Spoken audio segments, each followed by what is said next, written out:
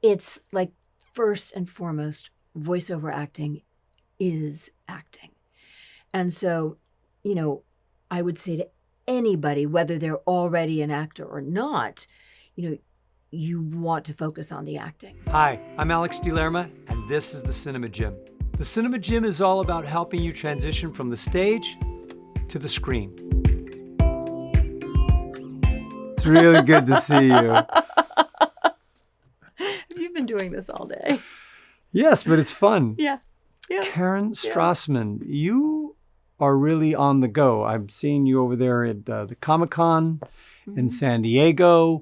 And then there's a film project, or is it TV project? There's both, actually. I have a couple films, and one is now on Lifetime, getting a lot of publicity. That's fantastic. I'm doing I'm having fun. I wanted to talk to you in this episode about a topic that I know a lot of people ask you about because you do so much voice acting in addition to regular acting on camera. So the topic is, how do I get into voiceover acting? There's a couple things that are important to cover within that topic and that answer. The first thing I tell everybody is that voiceover acting isn't, a lot of people think voiceover acting is doing a voice. Or a lot of people say, my grandmother tells me I have a really good voice, or my friends tell me, Well, if your grandmother tells you, you should be in the business. And it's like, first and foremost, voiceover acting is acting. And so, I would say to anybody, whether they're already an actor or not, you want to focus on the acting. So if you just want to get into voiceover acting and you're less interested in theater and on camera, I would say do theater. Take theater classes, take acting classes, go to Cinema Gym.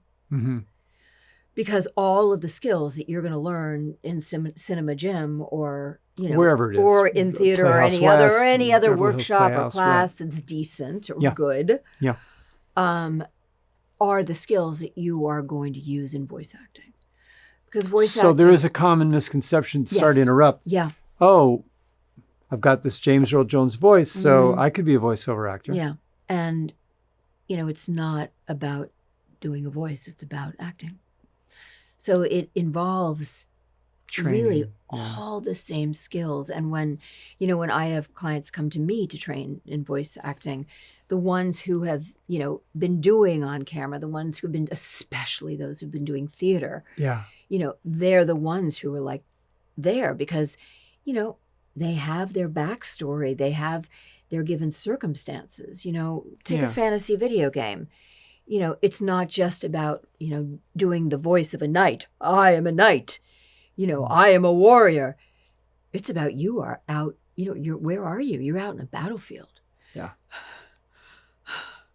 So you're out of breath, maybe. Or you're in a bar and you are drunk.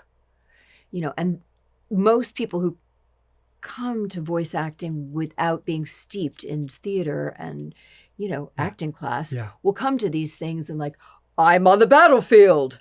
Right, playing the concept of the and warrior playing the as voice, opposed to whereas, playing the situation the warrior's in. Yeah. What is going on? Who are you talking to? Are you talking to these are obvious questions, but not to the untrained actor. Every day. Like, who are you talking to? Are you talking to, somebody you're in battle with, somebody in your army? Are you talking to an underling? Are you talking to your king? Are you talking to your commander? Or, are you talking to your enemy?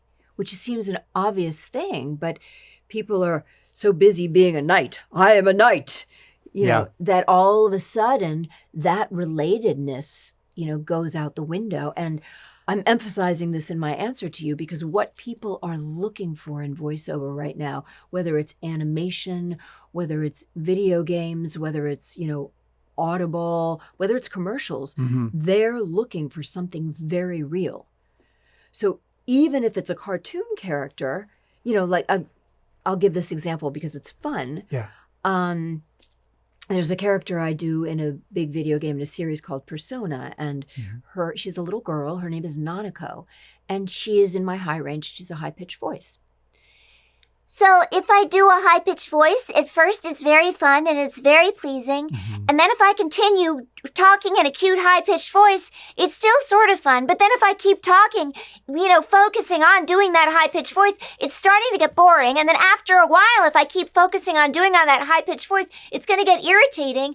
And then after a while, you're either going to want to slap me or change the channel. But if I bring my little girl's soul into it, and I drop into that, which is what you teach in Cinema Gym. So I'm still using the high-pitched voice? Because that's just the voice that Nanika talks in. But you're a really sweet man. Anyway, you remind me of my brother. I have a big brother. His name is Big Bro. And you have that, really gentle, attentive feeling that my big brother has. Anyway, I like to cook dinner for him. Oh, you're making me shy. Okay, so that was kind of my example, and it's completely different from what I was doing before. Yeah. So, you see, what you're looking slipping for into... is bringing that soul into it, and then all of a sudden letting myself be affected by you.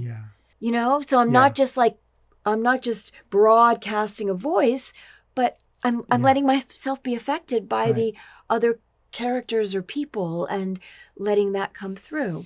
So that's the very first thing I would say to people. So when people ask the question, just wrap it up, there's no shortcut.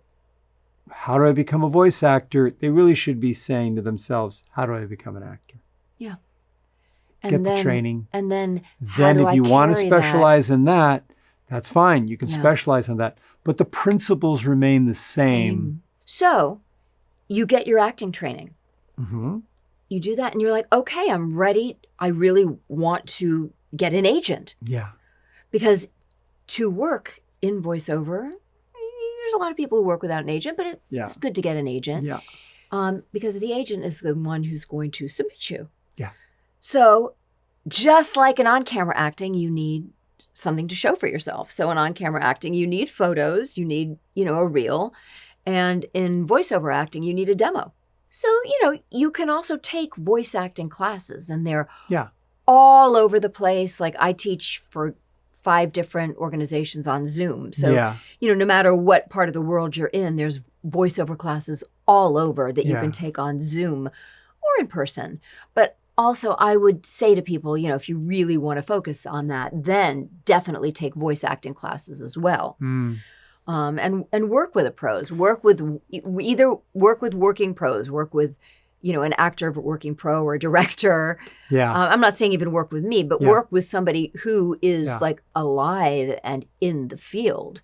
Yeah, you bring this extra layer of not authenticity. It's and I don't want to say legitimacy because I'm not trying to poo-poo somebody else, but I just know what books. You regularly work in this field. I know what books, I know what people are looking for. But I know. Start with the foundation, acting foundation. Then branch out voiceover classes. Yes. And then when you feel really solid, and if you want to do animation, that you have a whole bunch of characters under your belt, you want to do video games, same thing. You start to feel solid. Then you want to hire somebody to produce a demo for you. That's the next demo, or the next topic. Yep. Oh, the next topic. Okay. So that's another topic. That's another topic. Okay. Yeah. Thank you so much. You're the best. Thanks for visiting the Cinema Gym. If these videos are helping you and you want to see some more, please like, subscribe, comment. Let's keep this thing going. If you're interested in classes, seminars, or private coaching, you can visit the website. Hope to see you in the gym soon. TheCinemaGym.com for virtual one-on-one coaching for camera.